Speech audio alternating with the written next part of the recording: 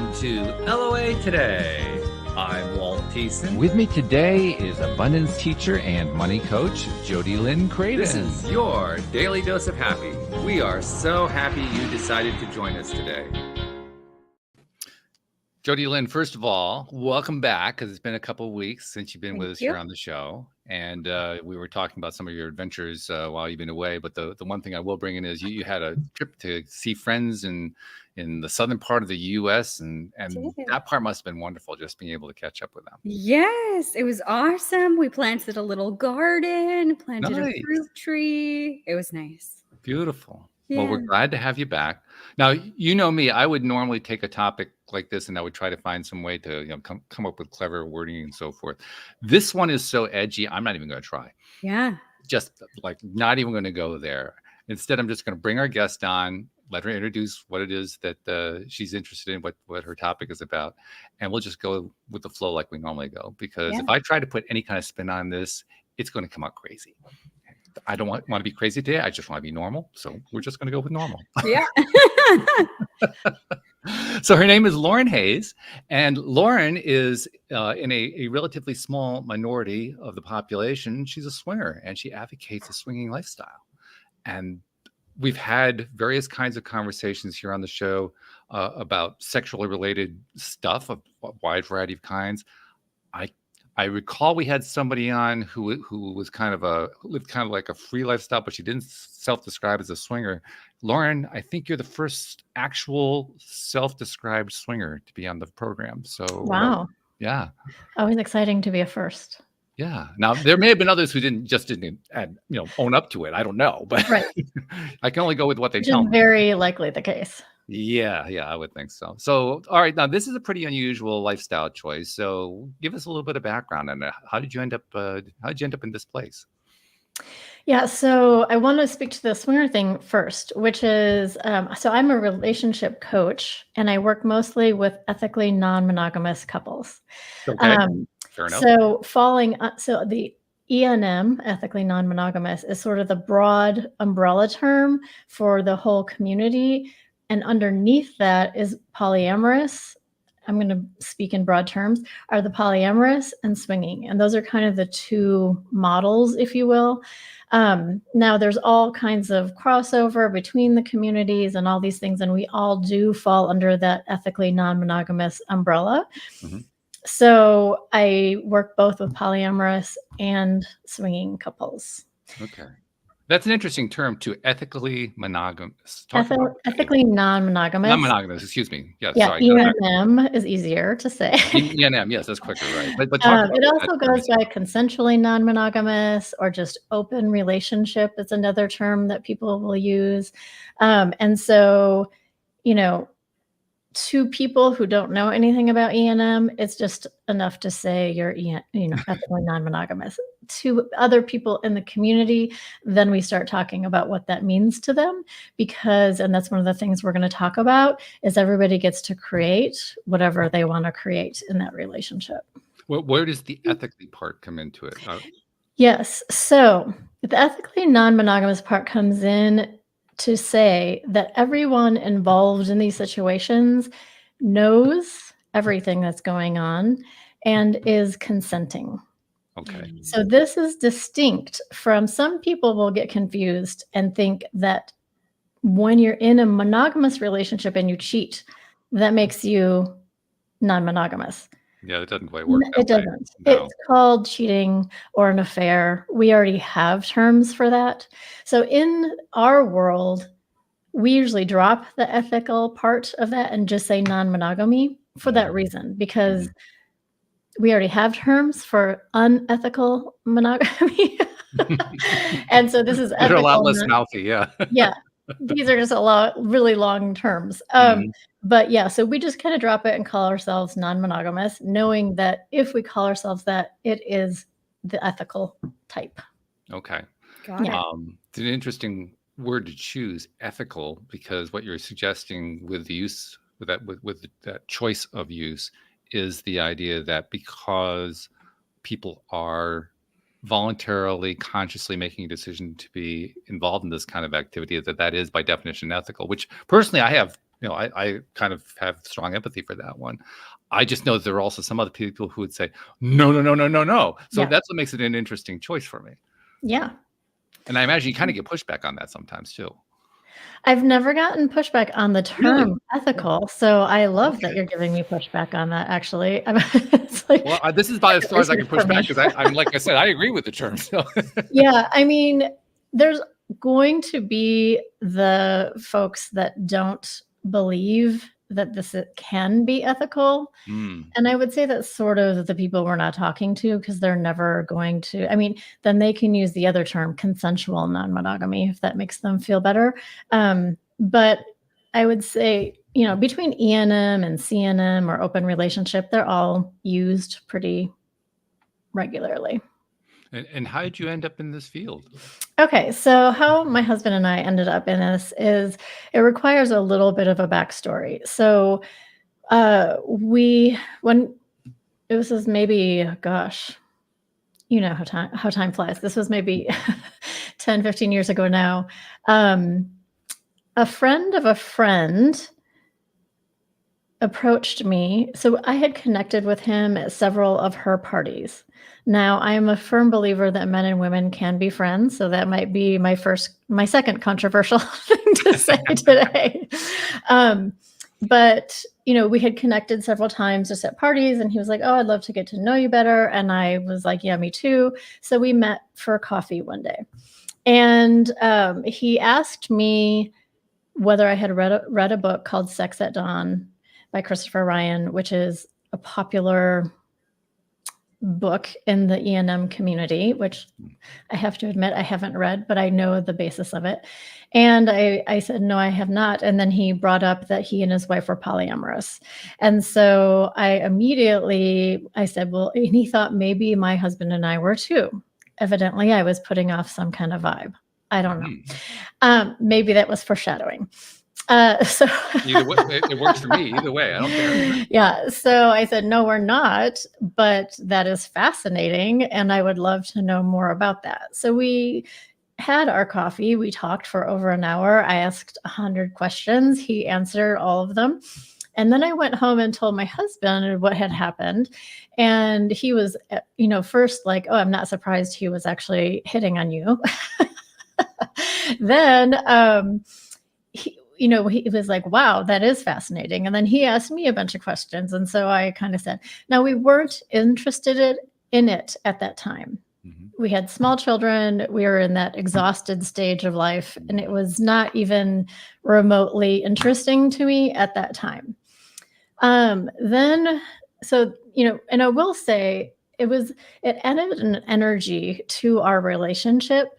And it was very exciting that someone was like approaching me and wanted to date me. Mm-hmm. And so this just added a spark. Like my husband and I always had really great sex for like a week. It was just sort of off the charts because this extra energy was added to it.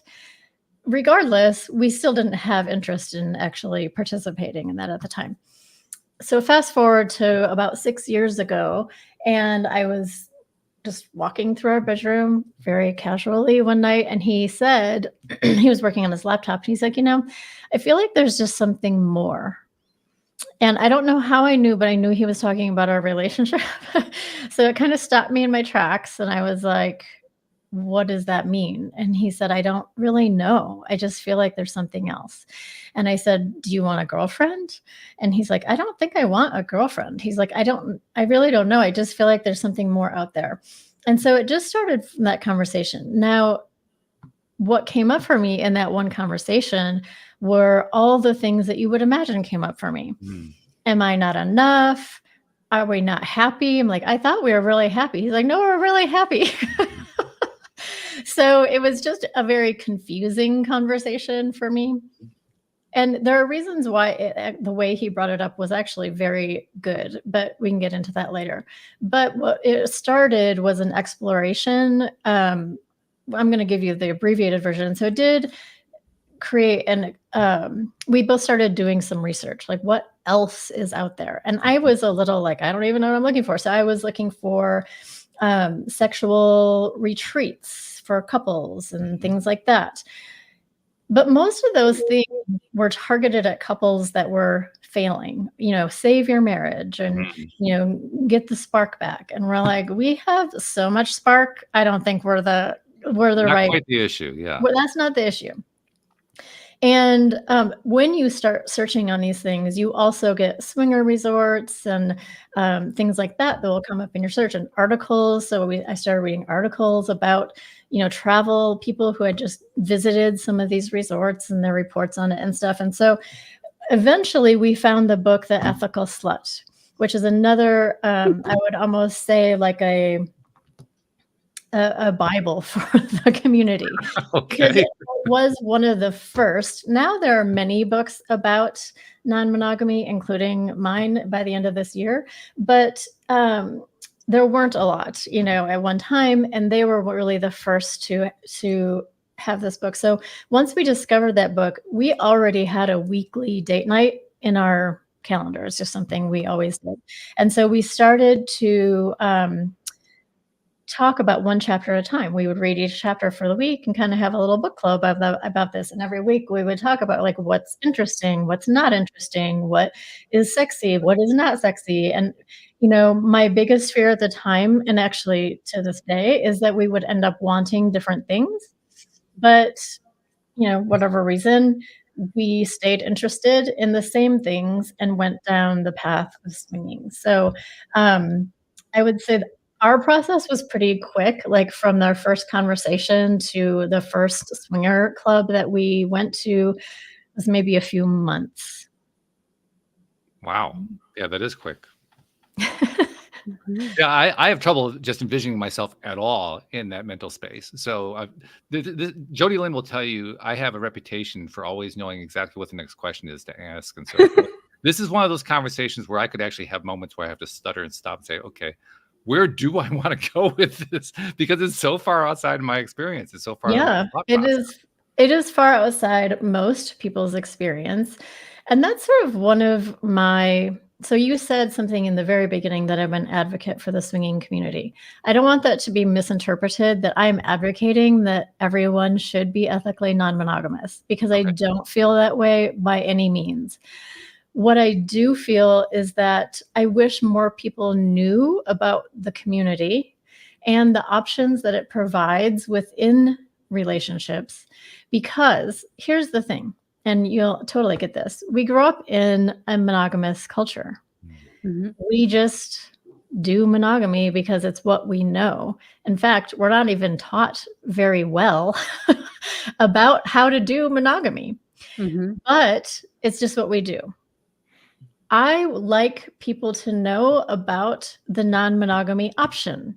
And even if a couple turns to each other and says, wow, that's interesting, but not something that would work for us, not something we're interested in, whatever they say, those people are crazy, whatever they say. Now, monogamy just became a conscious choice. Sure. Oh, yeah. Once it's part of a conversation, then by definition, it's a conscious choice. Or either way, it's a choice, no matter which choice you're making. Yes. And my book is very much aimed at everyone, including very much monogamous people, saying, here are the relationship and life lessons that I have learned through non-monogamy that we can all learn and benefit from. And you don't even have to be non-monogamous. Okay. Yeah, so that's the basis of that. And because there are a few things that people just, I think they hear non-monogamy and they think that it's just, especially here swinging, and it's just sex. And it's, I think there's a lot of great misconception about what that sex looks like. We can get into these misconceptions in a second. And then, oh, sorry, I kind of lost my train of thought on that one. But I did totally lose my train of thought on that one. That's right. We'll come to your rescue. No problem. Yeah. That's all right. Oh, that's what I know what I was going to say. So really, like, people are attracted to it for a lot of the sexual variety, the sexual fun, fantasy fulfillment is one reason a lot of people will explore in that. Mm-hmm. Or another real, actually very popular reason is people who are wanting to explore a bisexual part of themselves, and their partners are in support of that. So the people might be attracted to it for one reason, and then they stay in it for another.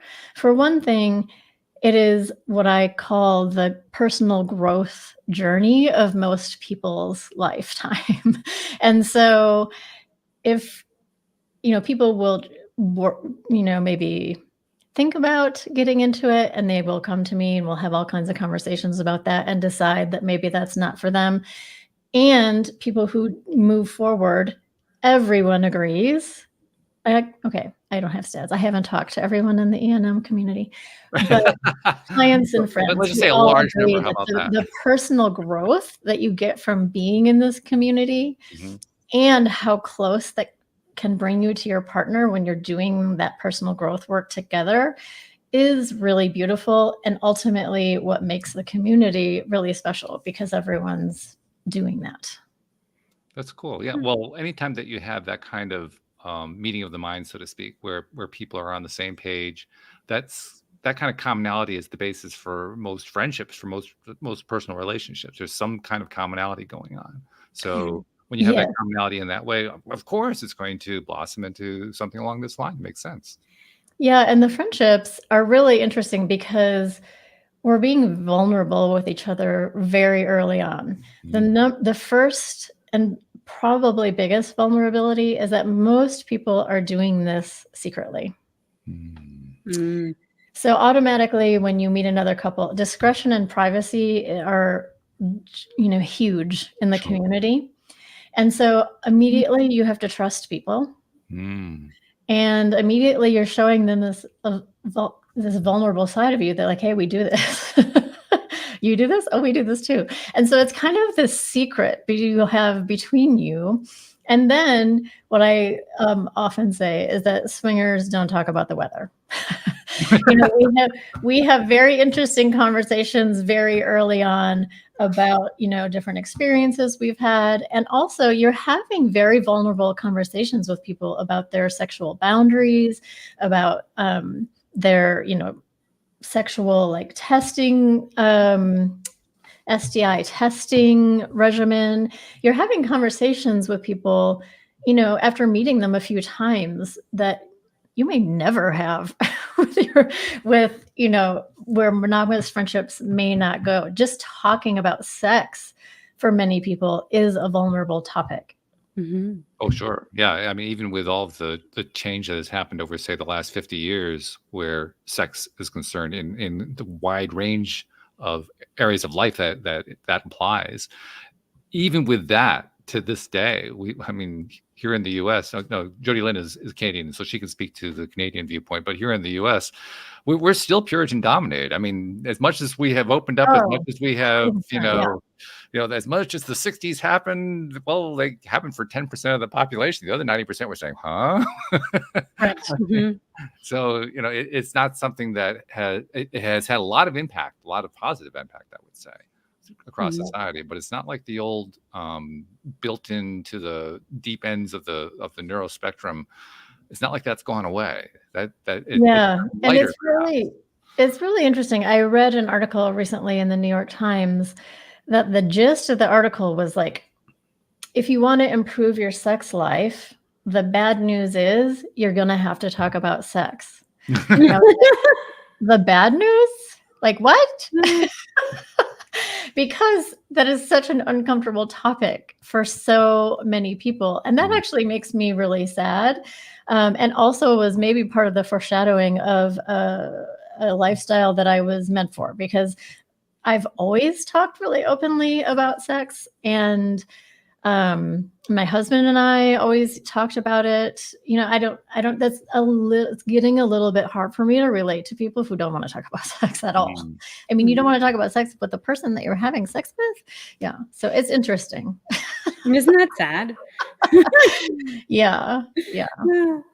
It's sad, but I think you're right. I think it's prevalent. I mean, I wouldn't say that it's necessary. I wouldn't know where to assign the proportion of the population or something like that. But let's just say there's a large segment that. Well, it must be, because the slant of the article was this is the bad news for everybody, that you're going to have to talk about it. Well, certainly. I mean, the one thing that you can always count on with publications is that they're going to write headlines in the way that are the most emotionally distressing, because they have a long history of knowing that whenever they do that, they sell more advertising. So what they're projecting out there is that that's going to get a big response. Now, the interesting question in my mind is, how big of a response does it actually get? And we often don't find that answer out. You have to be, the publisher to find out what the answer to that question is. Yeah. But that's an ongoing thing, and it's actually part of a larger trend. I think we're kind of getting to the point. I've been saying this a few times over the last year about advertising and marketing today, particularly in the digital age. I think we're kind of reaching a point where people are feeling saturated on the negativity. I think we reached that point long ago. Well, for many of us, for me, I reached that point around 1995. But I think for the population as a whole, I think the population as a whole is saying enough already. Yeah. I mean, it hasn't really translated yet into a significant shift in the way marketing and advertising is done. But you can kind of see, I mean, there is a lot of what they often call fatigue in advertising. The fatigue is growing. And marketers are having to deal with that fatigue. So this goes far beyond just topics about sex. This is about anything that publications go negative on, which is literally everything. Yeah. But I mean, okay, so that's the interesting paradox in our culture, I think, which is we are puritanical and we're not supposed to talk about sex. Mm-hmm. And we get sold sex every day. Yeah. And so even we were just talking about that reality show, The Secret Lives of the Mormon Wives. Mm-hmm. That was sold as this show about these the TikTok moms who went, who started swinging. Mm-hmm. Like when you actually watch the show, no, it's not really true. And that was just what are they doing? I mean, I haven't seen the show. Headline. There was a scandal behind it, but that was just the headline to get people to watch a show. And I think it is working. Apparently. That's Jody Lynn, Yeah, I just started watching it yesterday, and it was interesting because I was like, wow, scandalous. Let's watch this. Yeah. And I remember thinking last night, because they did like a clip of like what's to come or like whatever. They seem to do that at the end of every single episode. Yeah. And so the clip that was to come, they were showing like this girls' night, and it was like, who have you fantasized about? And then there's girls kissing, and it looked like super risque and whatever. Mm-hmm. And I was like, oh wow, interesting. And then when it got to the episode, it wasn't that at all. Like it was so interesting that they pushed so hard on that piece. And then it was like, oh, have you ever fantasized about a woman that's in this room? Oh yeah, like, yeah, her. And then they kissed on the cheek, and like that was it. But that's not what it looked like in the clip. It looked like something else was going on. It was so interesting, like you said, that they're selling it in that way. Yeah, and it's really annoying for us in the community that they actually used swinging as the selling point when they're not representing the swinging community or the ethical non-monogamous community at all. Well, it's also very descriptive of what happens overall in marketing, because this is one of my pet peeves. I don't spend a lot of time on news because it's not really healthy, but to the extent that I pay attention to it, I look at headlines, and I'm getting to the point where I'm going to stop doing that, because the headlines are almost 95% of the time misleading. Mm-hmm. It's amazing how often you'll see a headline that actually zeroes in on X happened, and you can't find any reference to X in the entire article. Right. This is I totally agree. And the articles end up being a disappointment. Yeah. Oh, yeah. Yeah. And by the way, thank you, headline writers, because you're actually discouraging me from watching news, which is a good thing. So thank you for that. But nevertheless, it's kind of a backward way to go there. So I mean, I'm sympathetic to what you're talking about when you say how they're kind of overplaying it. And if people are interested. If people are interested, if you don't mind me mentioning my podcast that we just launched in response to that show, it's called The Examined Lives of the Secret Wives. And we'd actually delve into that. We talk about all the themes that kind of show up in the show around relationships, because I am ultimately a relationship coach, and relationships of all types that are within the show, as well as, the last topic that was a big one was about sex and pleasure. So there is a lot of overlap. Mm-hmm. There's a really interesting intersection in Utah. That's where I live, between the LDS community and the ethically non-monogamous community, but you'll have to listen to the podcast to I learn would more. not have known that there was any overlap. That's fascinating that it exists at all. Yeah, there's actually a very large non-monogamous community in Utah. Interesting. Really? Yes. And it's not the same as polygamy. People get confused by that. Well, I was just going to say, Polygamy is not actually included in the But it ethically doesn't grow out non-monogamous of that right now. umbrella. So it didn't grow out of that. It doesn't have any kind of roots in that at all. That's really Absolutely interesting. not. No, it's Yeah. people who have left the church really who are part of the community. But Very interesting. yeah. Oh. That's crazy. Wow. So Jody Lynn, I mean, we were talking about the American viewpoint, the puritanical viewpoint. Where do the Canadians come in on this? I think it's the same. We're very polite. Sorry, please. So I think it's even more so here, like something that's really not talked about a whole lot. Yeah, no, I think it'd be very similar. Okay. Well, that actually is par for the course. I mean, Canada and the U.S. kind of go, we kind of go in parallel on a lot of things. So that makes a lot of sense. Yeah. Yeah. It does raise a number of different possible routes, though, because that's one of the things I always do, Lauren, when I'm doing these podcasts. I'm asking myself, what direction do I want to go? And at first, my mind blanked. That's what I was referring to earlier. But now I'm beginning to see different kind of directions to go in. I think one direction I want to go in is the growth, or to what degree is there growth of this? Because from the outside looking in, my perception is that this overall trend, I won't even call it the ENM, just the overall trend about sexual exploration seems to have grown quite a bit. Yeah. And I want to know what your perspective is on that. Yeah. Okay. So one thing that my whole coaching business really is in the foundation of, which is the relationship training I did was Gottman. So everybody knows the Gottman name.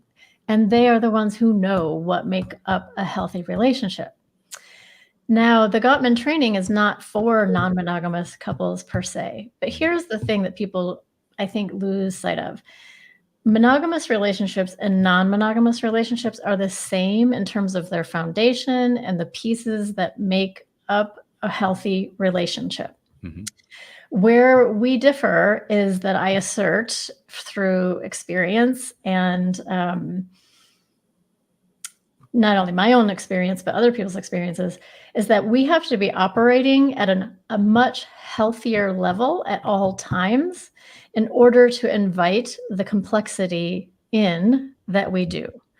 Because as you can imagine, non-monogamy is very complex and emotionally complex. Mm-hmm. So it does take a healthy relationship. A lot of people, so here's another misconception, is that, everyone kind of knows that couple, like, oh, they tried to be non-monogamous and they were divorced within 6 months or whatever. So I don't know why this is, but a lot of couples, as a last ditch effort in a failing relationship, will say, well, let's open it up. Let's open our relationship up. Mm-hmm. Like that is actually the worst idea they could possibly have, and probably and usually does. And I never speak in absolutes, because then you always have the one people call up and be like, well, wait, that worked for us. But those people are going to generally speed up the demise of their relationship, because they're trying to fix things, so many things that are broken, with something that isn't ever going to fix anything. Mm-hmm. So that's the biggest question I have for couples when they come to me saying, well, we're kind of interested, but do you think this is right for us? That's one of the first questions, which is, are you trying to fix something in your relationship by doing this? And if so, what is that thing? And let's talk about that thing, because that's the thing you should focus on fixing first. Then you can consider non-monogamy later, but don't do it in order to fix something. Mm-hmm. So most couples ideally coming into non-monogamy, have very healthy relationships. And when I say healthy, they think they have a great relationship. And they're not incorrect. If they think they have a great relationship, they do. But what non-monogamy does is it's kind of like a workout for your relationship. I would imagine, yeah. And ultimately, it will shine a light on any patterns or behaviors or unhealthy aspects to your Yeah. relationship that may not have surfaced before or were there, but you could kind of get by on the day-to-day, you know? Mhm. So it will highlight those things. So in non-monogamy, the real commitment, not only to your partner, and we'll talk about partners in a second, is that commitment to that. We are going to acknowledge the cracks in our foundation when they come up, and we're committed to fixing those. And that is why that's one of the benefits that people report from ethical non-monogamy, is feeling so much closer in their primary relationships or in all their relationships if they're polyamorous. Interesting. Wow, I did not expect that. What did you expect, or can you say? I don't know. Well, I just thought it was all about sex. I never really thought about it any deeper than that, because I think that's how a lot of people portray it, whether they're like meaning to inside of the community or not. Like, but you just hear things through the grapevine. Oh, this guy I work with, him and his wife are swingers, and like she's got a girlfriend, but he's not allowed one. And like it's this crazy sex capade that they have. Like I just never thought about like the deeper things that it would magnify, but it makes total sense, because even thinking about it, there's like insecurities and like, I could never do that. I could never share my partner. I could never, but like a lot of this stuff is coming from a place of insecurity in myself, or like worry about not being good enough for him, or like all of these other things. Cause you're right. It adds so much more complexity to the relationship when you do that. And that's why I'm saying people really need to feel secure going into it, because their insecurities are going to come up anyway. And so that's just like one of the reported benefits. And I think it's interesting when you say that. I think people think about the sex and they stop there. But even in the example you used, if she has a girlfriend, that's likely a deeper relationship than just sex. Yeah. And so she now has two relationships that she's managing, or maybe they're all three in, some kind of relationship. That's the thing. And I want to make the distinctions a little more clear. So in polyamory, they are having romantic relationships and loving, falling in love with multiple people. In the swinging community, that is, I would call them deep friendships, and we have a lot of friendships, but we don't go to romantic and falling in love. And so, depending if that couple is polyamorous or swinging, either way, they do have a respectful relationship with that third person. It's not probably just about sex. It might have started out that way, but these are all friendships to some level. Mm-hmm.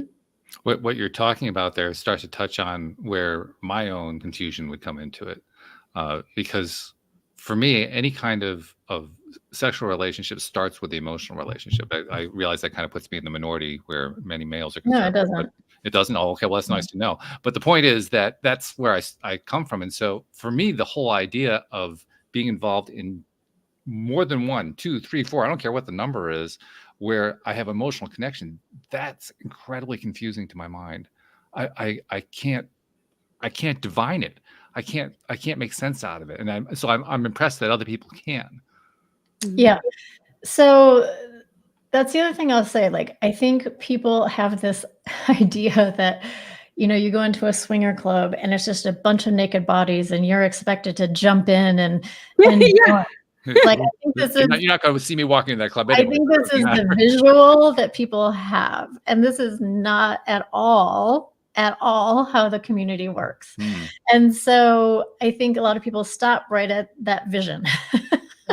So in fact, I mean, the front of so sometimes there's a kind of a front of house and back of house of a swinger club, and the front of the house has a dance floor, a bar, food sometimes. I mean, it looks like any other club. And, people might be dressed a little bit more sexy than a regular club, or there might be a little bit more PDA, but the actual sexual playing we call it playing in our world, is happening in the back of the house. So you're not even like seeing this until you're ready or want to go back there or want to go back. Then you go back with your partner or whomever you're going back with. And there are all kinds of rules and etiquette, you can go in private rooms, you can go where people can watch you.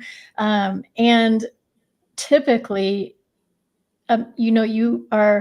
if you're playing with a couple, you've met them prior. And that's where I'm saying the emotional connection. A lot of people also, even people who are in the community, they say, oh, I'm really strange because I need to have, some emotional connection. I would say that's not strange at all. That's most people. It doesn't mean you have to be in love with the person. It just means you have a connection with them. Mm-hmm. And that is one of my bigger messages, I would say, about non-monogamy, is it highlights the truth about human interaction, which is there are so many levels of connection that you can have with humans, from the cashier at the grocery store to, you have a connection with that person. You say, have a nice day. You maybe had a little interaction. Humans love to connect. It's what we live for.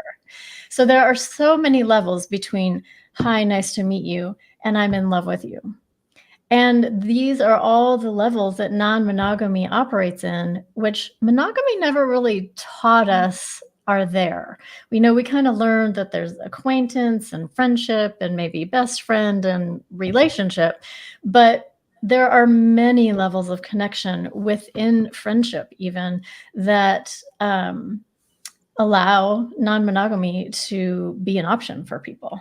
You don't have to be just in love or friends. Like it's not a black and white proposition. Okay. You're choosing the level of connection that you're looking for with people. Okay. So what you're basically saying to me in my own mind, the way I'm hearing this is, I don't necessarily need to think about this whole conversation in terms of whether or not I could be actively in love with two women at the same time. Correct. Think about it rather in terms of what kind of interpersonal relationship would I want to have with those people. And by the way, there could also be a sexual component, which I can at least comprehend that one. Yeah. The other one stretches my mind in too many different directions, and I just can't handle that one. That one I can handle, at least to some degree. Right. And that's where I'm saying polyamorous couples are going for multiple emotionally committed relationships. Swingers are not. Then there's everything in between, because, by the way, non-monogamous people don't really like to be labeled. So they're always like, well, we lean polyamorous, but we do our own thing. Or we, kind of are swingers, but we do our own. Everyone's doing their own thing. And that's true. That's what I say. So one of the things that I say, and it's all over my website, is non-monogamy can be anything you want it to be, as long as everyone knows about it and everyone is consenting. So that's the beautiful part of choosing non-monogamy. And actually, the beautiful part of choosing monogamy is that every relationship should be a creation between people that really works for them. And that can look like so many different things. I mean, my imagination can't even come up with all the ways that a relationship could look and work between two people or three people or four people or whatever. It's none of my business how it works for them. Mm-hmm. I have a weird question. Great. Long, weird question. I've noticed, and in my previous, dating life, I've been married for 6 years now. But like watching my husband's, he's got a really good friend and he's younger than us and he's going through dating and, whatever, right? And something that always comes up is he'll be like super upfront with ladies. Like, I'm not looking for a relationship. I'm just looking for a good time. And then they'll be like, oh yeah, I'm just looking for a good time too. Wink, wink, like thinking that they can persuade him or change his mind, or once he gets to know me, whatever. So do you think that because of the depth of vulnerability that you have in that community, like right off the bat, because of the sexual side of things, as well as like the privacy side of things, do you think that is like that problem of people being I don't want to use the word delusional, but I can't think of another word. Let's say delusional or trying to like change people's mind. Do you think because of that vulnerability, that piece doesn't enter into the equation because people have to be really honest with themselves and others? Or do you find that that also enters into? More the first that you said, that, and this is where it can get very tricky. I have, there are single people in non-monogamy also, and they either date each other or they date outside, and dating over that line is what I call it, into the, so this term is kind of fun. There is, when you are in the swinging world, we call it lifestyle or the lifestyle, which can be confusing to people outside because you're like, what lifestyle are you talking about? It's helpful I to know think what that's the also nomenclature because a lot of people don't like the term swinging.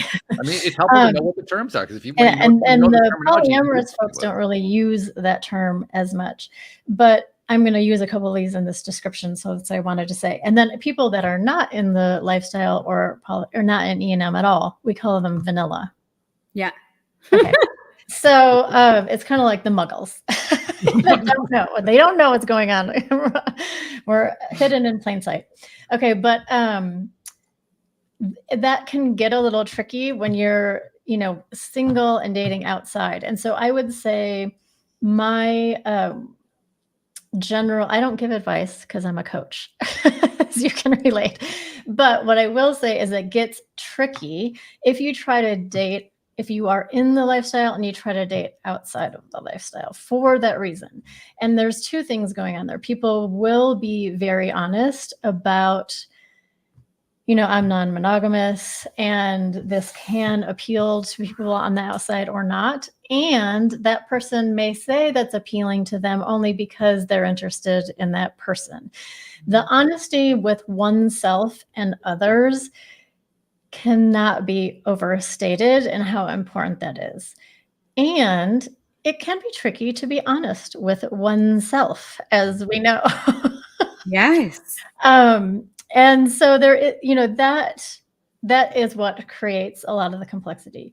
But in general, so I will know people. So like I mentioned, the sexual fantasy will be a reason that people will sort of start exploring non-monogamy. So let's say they want to have a threesome. Very, very common. So they tell me, well, we just go to clubs and we try to find another woman, or we go to clubs and just try to find another guy. And I'm like, yeah, your chances are so slim. And you might really offend some people in the process, which is fine. We are what we are.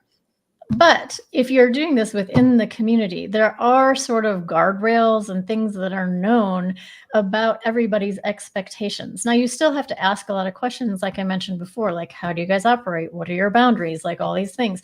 But there is like a platform of understanding, if you will, if you're already part of lifestyle. That makes sense. Wow. Totally. Yeah. Well, it makes sense in that if you're going to have a community, in order to describe it as a community accurately, the community has to have its own norms. I mean, otherwise it's not a community. Right. Right. So from that point of view, it makes total sense. Yeah. The challenge, it strikes me that actually there's two challenges where this particular community is concerned. One challenge is true for any community, which is trying to define what those norms are. And that's something that I think kind of happens over time. The second one that's involved here, because I think the way you described it was it's kind of like hidden in plain sight, is, okay, how do you know when you're there? Yeah. I don't know of a better way to describe that. How do you know when you're part of that mindset that's in that community? And I don't know. Are there clear guidelines on that? Do you know? Is there such a thing as being outside looking in versus inside looking in? I mean, where's the line on that? I mean, everyone starts, generally speaking, on the outside looking in, because as I mentioned, I don't think I know anybody who has grown up with non-monogamy as kind of part of their world. There are some, obviously, because, this has been a thing for a long time. But so I would say that's a very challenging point. Like when my husband and I started doing the research that I talked about, like we didn't even know what we're looking for. And I would say that's sort of like where a lot of people start. And people will often come to me, they'll, find me, and that is one of my roles, is I help people understand the community and find out if that is something they want to do. I'll help them make a plan, because I think when you're entering something like this, you want to take baby steps into it because of the complexity and the emotional complexity and risk that you're taking. And so there are very healthy ways to enter the community, and there are unhealthy ways to enter the community. And I see plenty of relationships that even survive the unhealthy ways, but really, why? Why? And, in some ways, I would say that my husband and I made a lot of the typical mistakes because we didn't have a coach. But that's part of my reason I wanted to become one, because, what a different experience that could have been as we kind of, muddled through a lot of experiences. Mhm. Different, I can understand, but would it have been substantially different? In other words, you're kind of hinting at the idea that if you'd had a coach, that the experience would have been less painful or less challenging or less difficult or something like that. And the only reason I bring that up is one theme that plays out a lot here on the show for all the different topics that we do is that the best growth happens when we're most challenged, when we're Yes. in the most difficult, traumatic, painful situations. So it kind of goes against the grain to say, I mean, and by the way, it doesn't, because I have a lot of respect for all the coaches who appear on the program, because that's what they all do. But it kind of goes against the grain to say, well, I'm going to coach you through this so you don't have to get the bumps along the road. And that's No, not I'm not saying there won't be pain. That's Yeah. the thing. They're As gonna there have will be discomfort. So there's two things that I tell people you're signing up for if you want to go down this path. You're signing up for discomfort, and you're signing up for awkward. Because this is something, but that's going to be so awkward if I say no. Because like you were talking about the polite thing, people recognizing that they're going to have to reject other people is like a big stress point, because like how, I want to be nice and polite. Well, you can reject people and still be nice and polite, but yes, you are going to have to do that. So you're signing up for awkward, you're signing up for discomfort. Now, here's what I will also say, and I think we all know this to be somewhat true in personal growth. A lot of beautiful change can happen in discomfort, and it does happen in discomfort. Mhm. It doesn't happen in trauma. Mm. Mm. I like And that. so you have to come out of the trauma and then start healing the trauma. Now, I am not suggesting that if you just jump into ethical non-monogamy, that is going to be a traumatic experience. I'm saying you could have depending, there are lots of situations that someone might get themselves into that might feel a little traumatic to them. And one really big red flag, I would say, is, and this is one of the biggest lessons I would say my husband and I learned, and that I learned, is codependent tendencies are not healthy, and they have no place in non-monogamy. So if you are doing anything within the non-monogamous community only because your partner wants to, Yeah. that's a recipe for disaster. And so there's a lot. So that's what I mean by it's going to highlight a lot of unhealthy behaviors in your relationship very quickly. And that was one of the ones that it's, one of the chapters of my book. So that is definitely one of the bigger life and relationship lessons that we got out of that. And so, my point about like the growth, being uncomfortable is great. You have to start recognizing like, oh, this is too far in my outside of my comfort zone. And that is a practice in itself. So that is why I always recommend baby steps. Yeah. Well, yeah. Baby steps among other things, I would think. I mean, not just baby steps, but also taking steps before you even take the steps of evaluating, is this really something for me? Is this something that I really should be exploring in the first place? Right. Mhm. Yeah, and it's interesting because, like I mentioned, the swinger club that we went to. So I have couples who go to a swinger club and they're like, we went and that's not for us. Well, that is one scene in the community. Many people have never been to a swinger club before that are in the community. And so that's another reason a coach can be helpful, to be like, well, there are many different ways to enter the community. You don't have to love a swinger club to be part of it. So it's just another, like, you don't know what you don't know, right? So Mhm. that's always where the coach can be helpful. Yeah, that's true. Anytime that you know there's something you don't know, that's absolutely the time to bring a coach in. No doubt Mhm. about that. Yeah. I have a couple ways to go. Jody Lynn, did you have something you wanted to go with? No, go ahead. Okay. I think where I want to go is how you navigate, or do you even find yourself having to navigate? Maybe I'm making an assumption here. Well, I'll go with my original question, then I'll let you correct me if needed. How do you navigate those situations where you're dealing with, I'll call them the extreme no. You make contact with somebody, you're proposing some ideas, and you get strong pushback on it. Like, oh no, I would never consider doing something like that. Well, what is your underlying assumption there? I'm not sure I have one. I guess the underlying assumption is that could be a very uncomfortable situation for many people. Yeah. Having to deal with that level of, really strong boundary going on.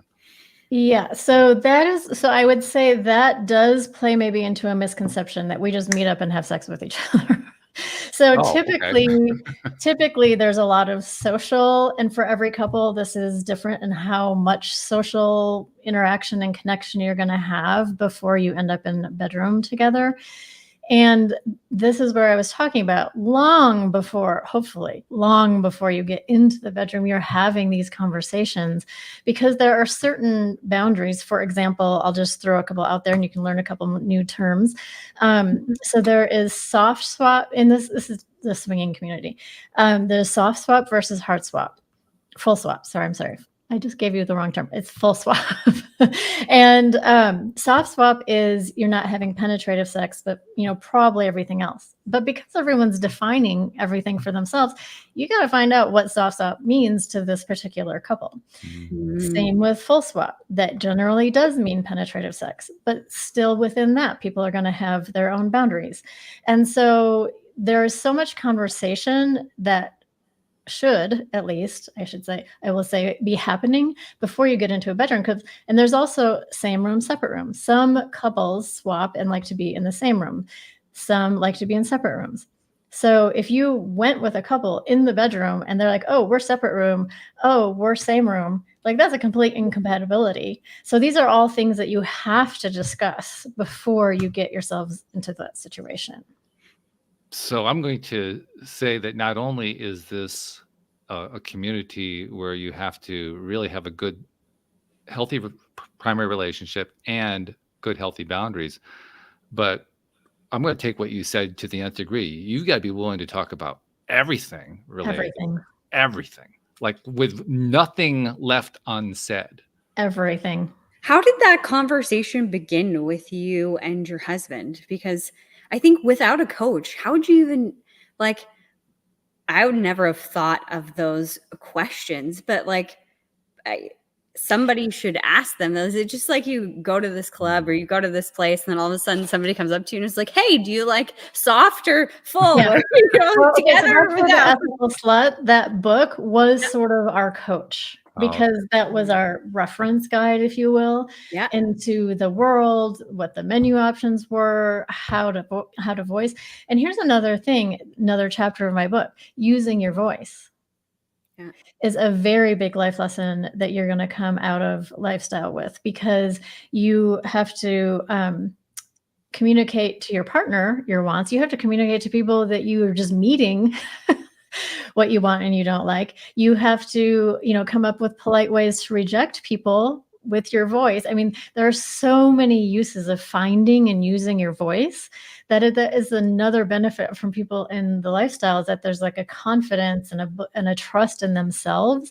And actually, here's what I'm going to say as maybe, I don't know, our parting comment, that I think knowing, loving, and trusting yourself are probably the biggest things to come out of being part of the ethically non-monogamous community. I would think it'd be one of the leading things to go into the community in the first place. If you have it going in, all the better. But I would say most people develop those skills even more when they're in the community.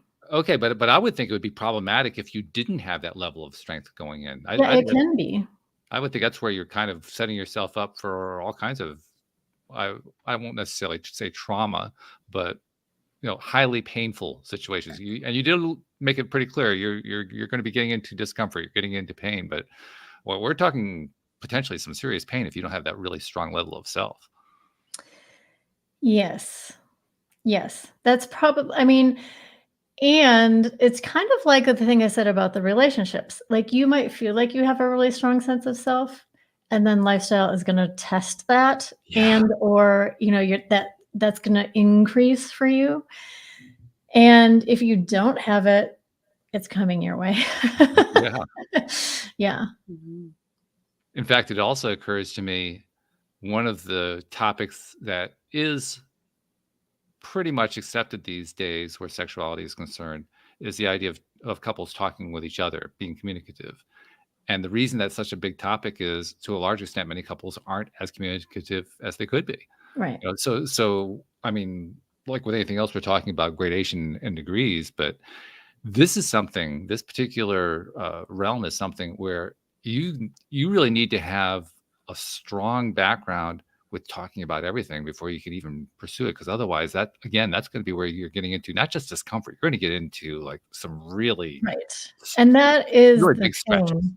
That's the thing that every couple will say improved the minute they even started talking about getting into non-monogamy is communication. Now, I think communication is also a broad term, and we can go deeper into that, but I don't know about time. But I think what you were just talking about in terms of needing to have that sense of self before going in, what I would actually say, and which I do say all the time, is the most important thing going into lifestyle is just self-awareness. Mhm. So for you to be able to say, I don't have the sense of self. And I do think a lot of people can say that, like, no, that, I'm way too insecure in these areas to even attempt that. Like people know themselves, and that is great. And when people come to me and they're like, okay, what do we need to like get into E&M? And they're expecting some kind of like physical attribute, or like Okay. a very sexual attitude, or, whatever the thing is. But actually my answer is always self-awareness. Hmm. Very interesting. Wow. I think we probably could have done quite a bit more than just the hour that we have Yeah. assigned to doing this show, but we'll bring it to a close there. We do have a couple things we need to do. That's part of our regular routine. Yeah. First and foremost, for people who are interested in learning more and thinking this is something they want to explore some more, how do they find you? How do they reach out to you? Probably the easiest place is my website, which is swinginglifestylecoach.com. They can sign up for my newsletter there. All my events will be going on there. And then I'm on socials on Facebook and Instagram, same name, Swinging Lifestyle Coach. So I'm pretty easy to find. And I have a YouTube channel of the same name. All right, very good. So second question, this isn't a question, this is more of a thing that I do. But this is something I've been doing for a few years now. And it's interesting. Every time that I'm doing this, I'm finding new ways of seeing it as, wow, this is really important to do. And this is another example of that. Because in order for people to come onto the show, first of all, people who come onto the show are people who are giving in some way. They've gone through something. Maybe it's gone through something traumatic. Maybe they went through something when they were children, whatever. They came out the other side. They found stuff along the way, something they wanted to share. Maybe they wanted to become coaches. They became authors. They created courses. They did all kinds of stuff because they said, this is something that people need to know more about. And in order to do that, of course, they go on to podcasts and they do social media and they write blog posts and they write books and they do all this other kind of stuff. And a lot of it's free content that's out there. And I noticed a few years ago that people who put out these free content, we kind of all, and we do the same thing here because we're putting out free content. We just kind of say, well, yeah, it's going to go out there and hopefully we're helping people and so forth. But we never actually get acknowledged for it. And so that's something I said I can do something about. So, Lauren, on behalf of those people you've never met, never seen, never will meet, never will see, who've been consuming your content, who've been hearing what you have to say, who've been reading your stuff, who are going to be reading the book that's going to be coming out sometime soon, on behalf of those people, thank you for what you're doing, because you are performing a very important service to a segment of society that really needs that service. Wow, I really appreciate that. Yeah, I think it's Beautiful. really important. Thank you.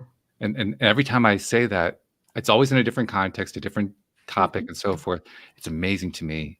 It really is true for that one. It really is true for that one. And here it is once again. It really is true for that one. Wow, Right. it's so important. So thank you. Yeah, on their behalf and on our behalf, thank you.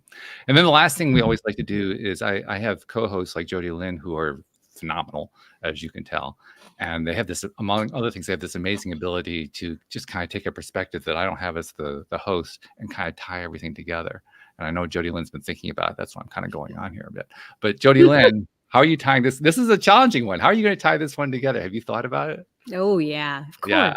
Yeah. Of course. Well, I must say that I am vanilla and that I saw so many or thought so many preconceived things and had so many biases about this community while never being in it, while never really knowing anybody that's been in it.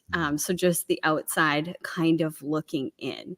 And you've completely changed my perspective, Lauren, and I really appreciate that. And I think that the deeper message that you came with today of it's about growth, not just sex, is true. And I think that this radical vulnerability that you have to have inside of this community, of course, ripples out this tremendous personal growth. I can think of 1,000 things that you would have to become conscious about or self-aware about that you never thought about in your regular, day-to-day lives or your regular relationships. So I'm really excited about your book coming out. I'm really excited about the work that you're doing because I think that being conscious in this way, choosing monogamy or non-monogamy, and even just the self-awareness, the deep self-awareness that you will have from yourself, understanding yourself at this level, on this capacity for individuals being, regardless of what their sex life is and where they want to go next in the bedroom. I think this will cause a tremendous change in our world for the better. So thank you for your work. Wow. You guys are good. I tell you, I have Thank great you. co-hosts. I'm going to be on cloud 9 the rest of the day. I've never had so much acknowledgement in 5 minutes. You deserve it. See, that's one thing you need to know about our rules. Our rules are we like you to feel good here on the show. That's why we call it your daily dose of happiness. Yeah, I've had the best time. So thank you for having me on. Well, we're glad that you were here, and thank you for sharing really, really useful and interesting information. I have to admit, like Jody Lynn, I didn't know what to expect from this conversation. I knew it was going to be far outside of my experience, and that's always kind of cool. I've said before, I find the greatest value from people whose perspectives are totally different from mine. And your perspective is totally different from mine because I've never had that perspective before. Sure enough, I'm learning a whole bunch as a result. So once again, thank you for reinforcing my rule. Yes, I learn the most from the people who have a different perspective from me. So thank you very much. Thank you to our podcast listeners everywhere. We'll see you all next time here on LOA Today. Goodbye, everybody.